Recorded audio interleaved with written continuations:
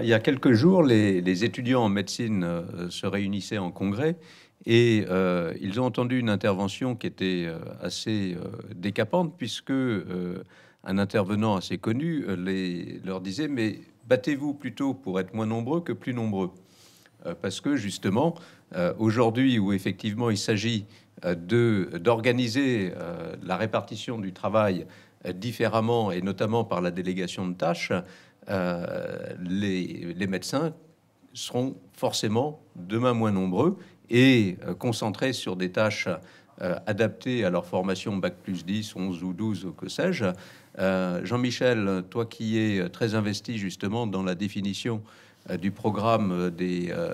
étudiants en médecine ou des étudiants en pharmacie, est-ce que ces nouvelles coopérations vont profondément modifier la formation initiale?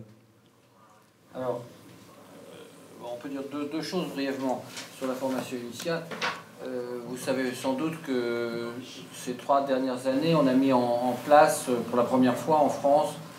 ce qu'on appelle une première année commune des études de santé, et que nos étudiants de médecine, pharmacie, odonto et maïeutique sont réunis ensemble, de manière indifférenciée, au moins les 6 premiers mois de l'année. Et théoriquement, l'ensemble des responsables des 4 filières ont concocté un programme coordonné, sinon commun. Bon, la première, je ne sais pas si vous avez les uns et les autres des expériences familiales ou de relations autour de vous, c'est pas franchement un succès pour toute une série de raisons. Il n'en reste pas moins que cette idée de dire que nos professionnels de santé, je rappelais au tout début les 17 ou 18 professions de santé identifiées, sont, notamment dans le cadre de ce qu'on appelle l'universitarisation de la formation des professions de santé, appelées à être beaucoup plus que ça n'était le cas, formées dans un creuset commun avec quelques valeurs communes, sinon être tous réunis sur un seul campus, ce qui est évidemment de l'ordre de l'utopie et qui n'est pas souhaitable pour la qualité de vie des étudiants en question. Donc voilà, première partie de la réponse.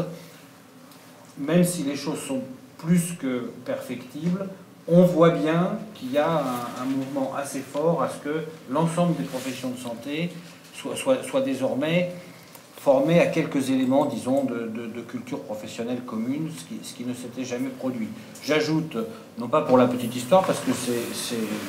un des aspects essentiels de la question, jusqu'à il y a très peu de temps, avant cette universitarisation, la moitié des professionnels de santé étaient formés sous tutelle exclusive du ministère de la Santé, et l'autre moitié était formée sous tutelle exclusive du ministère de l'Enseignement supérieur. Ce qui n'allait pas de soi, et qui derrière expliquait toute une série, sinon de mésententes, mais au moins de choses qui n'étaient pas de la plus parfaite coopération. La deuxième chose, qui est beaucoup plus importante, c'est que quelles que soient les filières de santé auxquelles